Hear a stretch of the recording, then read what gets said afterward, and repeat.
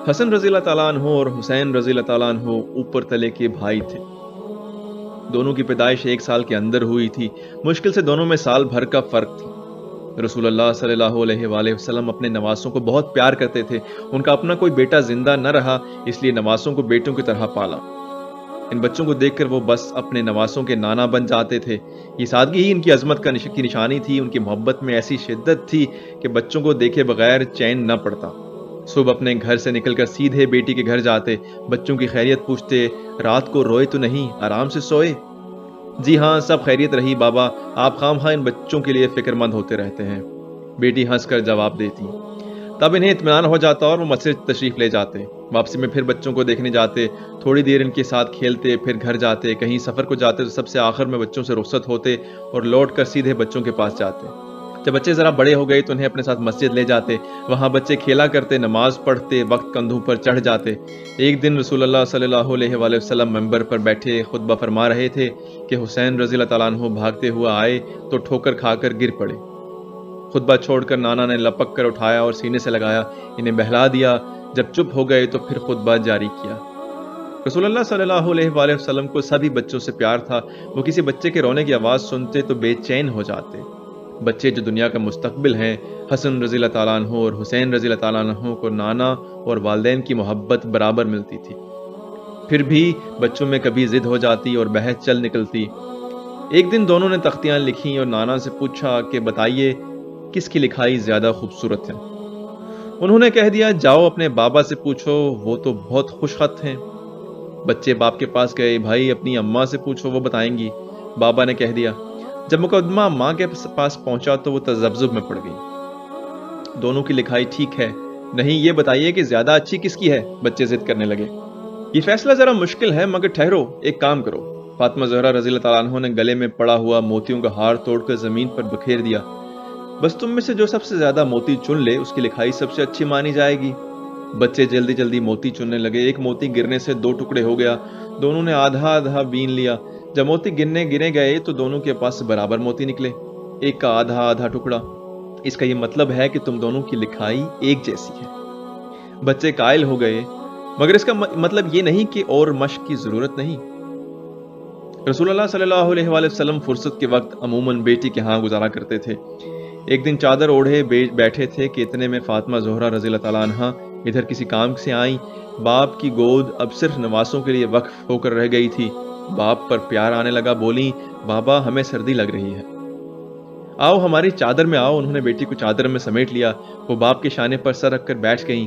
علی نے دیکھا تو مسکرا کر بولے، یا رسول اللہ صلی اللہ علیہ وآلہ وسلم، سردی تو ہمیں بھی لگ رہی ہے، آؤ تمہیں کس نے منع کیا، ہماری چادر میں بہت وسعت ہے۔ علی رضی اللہ تعالیٰ عنہ بھی چادر میں آ گئے۔ بچوں نے جو اپنی حق تلفی ہوتے دیکھی تو دوڑ کر وہ بھی گھس گئے۔ رسول اکرم صلی اللہ علیہ وآلہ وسلم نے محبت سے سرشار ہو کر سب کو اپنے قریب سمیٹ لیا اور مسکرا کر بولے، ہم سب ایک ہی تو ہیں، ہمارے راستے ایک ہیں، ہماری مشکلات ایک ہیں۔ راستہ بہت دشوار ہے، صعوبتیں زیادہ ہیں، تم لوگ میرے ہو، میرے بعد میرا پیغام تمہارے سپرد ہے، تم اسے لے کر دنیا کے دلوں کو چھو لو گے، مجھے تم پر یقین ہے، تم سے کوئی کوتاہی سرزد نہ ہوگی۔ بچپن سے ہی حسن اور حسین کو احساس تھا کہ وہ اور بچوں کی طرح کبھی غیر ذمہ داری کا مظاہرہ نہیں کر سکتے۔ وہ رسول کے نواسے ہیں، دنیا کی نظریں ان پر ہیں، ان کی کچھ ذمہ داریاں ہیں جن سے وہ منہ موڑ نہیں سکتے، کچھ فرائض جن سے ہٹنا ممکن نہیں۔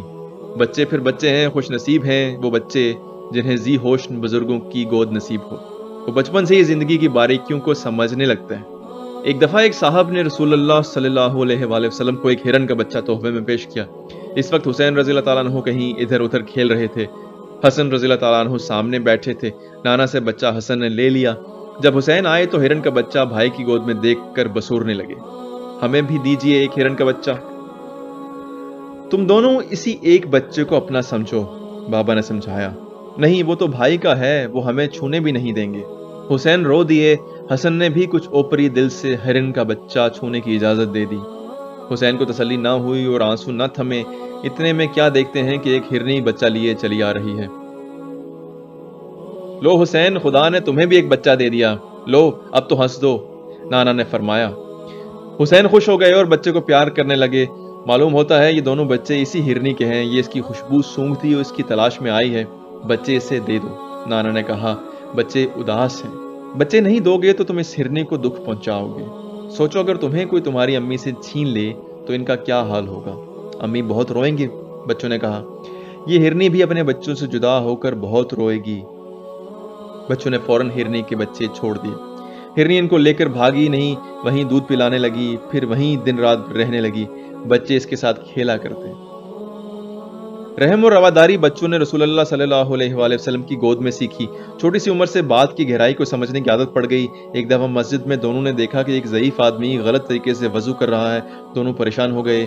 حسین رضی اللہ عنہ، بڑے میاں غلط وضو کر رہے ہیں، حسن نے چپکے سے کہا۔ مگر کسی کو غلطی کرتے دیکھنا اور کچھ نہ بولنا بھی تو غلط ہے۔ وہ تو انجانے میں غلطی کر رہے ہیں، گناہ ہم پر ہوگا۔ تھوڑی دیر سوچ بچار کے بعد ایک ترکیب سوجھی۔ ان بزرگ کے پاس گئے اور کہا، آپ بزرگ ہیں، ذرا دیکھیے ہمارے وضو کرنے میں کوئی غلطی تو نہیں۔ بچے جب وضو کرنے لگے تو بزرگ کو معلوم ہوا وہ جو غلطی کر رہے تھے۔ بولے، بچوں تم ٹھیک وضو کر رہے تھے، میں ہی غلطی پر تھا، شکر ہے تم نے آگاہ کر دیا، ورنہ میں غلطی کیے جاتا۔ فاطمہ زہرا جب باپ کو دیکھتی کہ بہت لاڈ پیار کر رہے ہیں تو کہتی، بابا اتنا لاڈ نہ کیجئے، خراب باتیں پکڑ لیں گے، خود سر اور نافرمان ہو جائیں گے، کہنا نہیں مانیں گے۔ محبت سے بچہ خراب نہیں ہوتا، وہ خود محبت کا لین دین سیکھتا ہے۔ جسے چاہنے اور چاہے جانے کا فن آتا ہے وہ انسان دنیا کے لیے رحمت لاتا ہے۔ حسن رضی اللہ تعالیٰ عنہ اور حسین رضی اللہ تعالیٰ عنہ کو نانا اور والدین کی طرف سے اتنی محبت ملی کہ انہیں دنیا کی کسی چیز کی کمی محسوس نہ ہوئی۔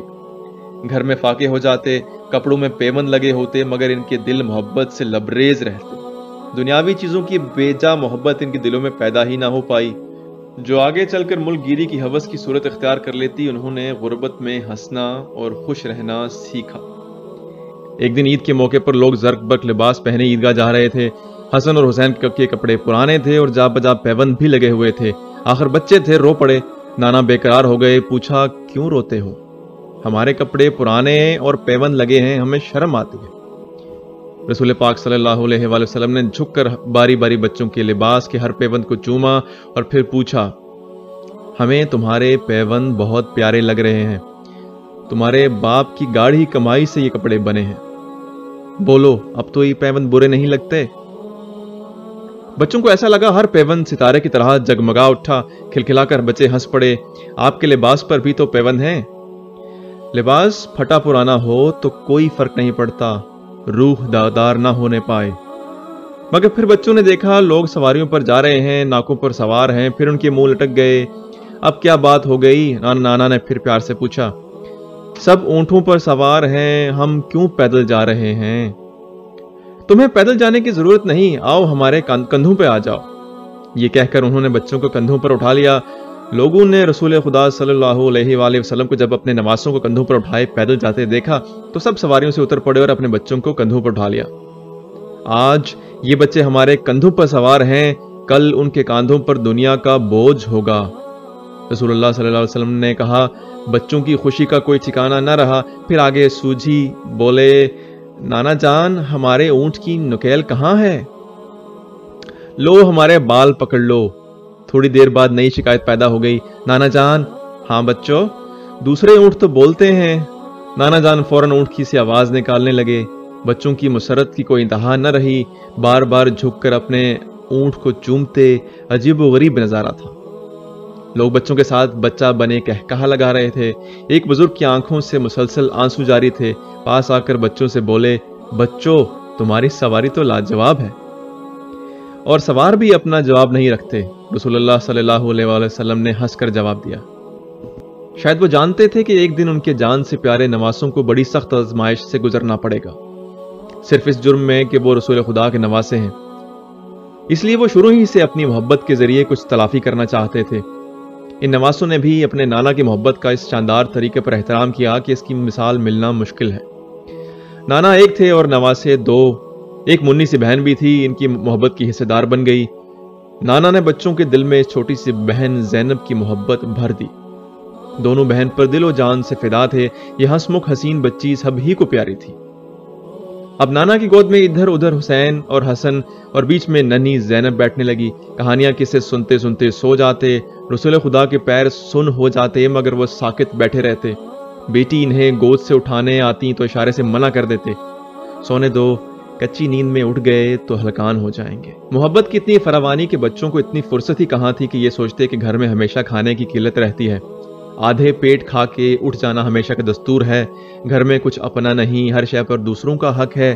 کبھی کوئی سائل دروازے سے خالی ہاتھ نہیں جاتا، جو جی چاہے لے جائے، کبھی انکار نہ ہوگا۔ بچے وہی سیکھتے ہیں جو بڑے سکھاتے ہیں۔ نانا اور باپ اگر پھٹے پرانے سے شرماتے تو بچوں کو بھی شرم آتی۔ اماں اگر دن رات مفلسی کا ماتم کرتی تو بچے سمجھتے کہ مفلسی ایک عذاب ہے۔ وہ تو اپنی مفلسی کو ایک ترہ امتیاز سمجھتے لگتے تھے۔ انہیں خدا نے وہ قناعت اور صبر دیا تھا جو سونے چاندی کا مرہون منت نہیں۔ فضا کہنے کو غلام تھی مگر اماں انہیں اپنے سے اچھے کپڑے پہناتی۔ ان کی چادر میں اماں کی چادر جتنے پیوند بھی نہیں تھے۔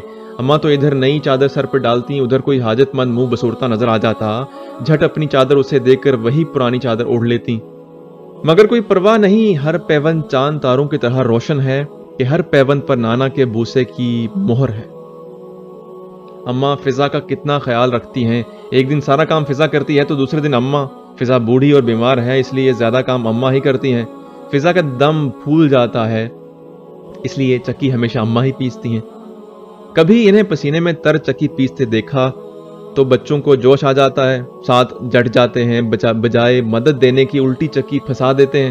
تب اماں بہت ہنستی ہیں، خوشامد کرتی ہیں کہ خدا را جا کر کھیلو، میں باز آئی ایسی تمہاری مدد سے۔ تب وہ خاموش دور بیٹھ کر اماں کو جی بھر کے دیکھتے ہیں۔ ننھی زینب ان کے گھٹنے پر پڑی دودھ پیا کرتی ہے۔ اماں کی روح پہلی پیشانی پر پسینے کی بوندیں موتیوں کی طرح جگمگاتی ہیں۔ موتیاں جڑی اماں کتنی پیاری، کتنی کم سن اور نازک ہیں، خدا جانے کیا کھا کر زندہ رہتی ہیں۔ کبھی انہیں کسی نے پیٹ بھر کر شوق سے کھاتے نہیں دیکھا، اوروں کو کھلا کر ان کا پیٹ بھر جاتا ہے۔